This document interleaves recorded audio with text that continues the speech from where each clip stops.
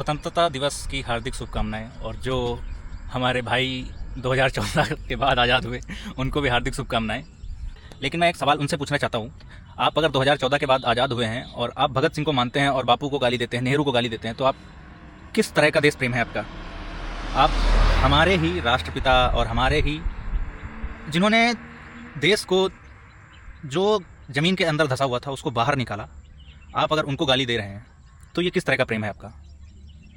आप अगर भगत सिंह को मानते हैं और आप धर्म की आड़ में गलत कर्म करते हैं तो ये किस तरह का देश प्रेम है आपका?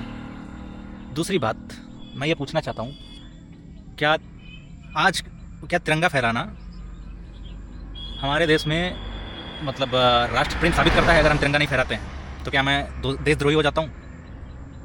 और तिरंगा फहराने को मैं गलत नहीं ठहरा रहा हूँ, आप बिल्कुल फहराइए, हम भी फहराएंगे।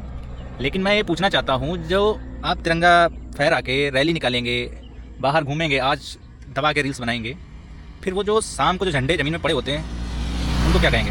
क्या ये देश प्रेम है या एक दिखावा? अगर ये देश प्रेम है तो फिर झंडे ज़मीन में नहीं होने चाहिए, नालियों में नहीं होने चाहिए, पैरों तले नहीं कुचले होने चाहिए।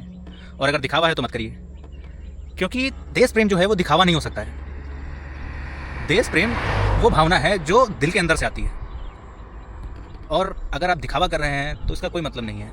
ज़रूरी नहीं है कि आप झंडा फहराएं। देश प्रेम अगर आप अपना कर्तव्य देश हित में और पूरी निष्ठा के साथ करते हैं तो वही देश प्रेम है।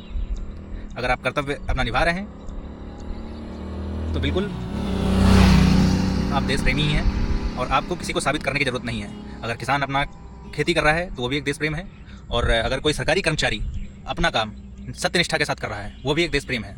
ज़रूरी नहीं है उसको झंडा फहराना, गलियों में घूमना। देश प्रेम हम दिखा नहीं सकते हैं, वो एक भावना है, वो जताई ज़रूरी नहीं है आप सबको दिखाओ, आपके अंदर है, बहुत अच्छी बात है।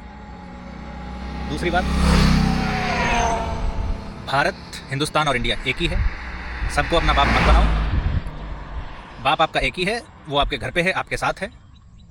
जो गलत करे आप आवाज़ उठाओ, यही मेरा संदेश है। धन्यवाद। जय हिंद।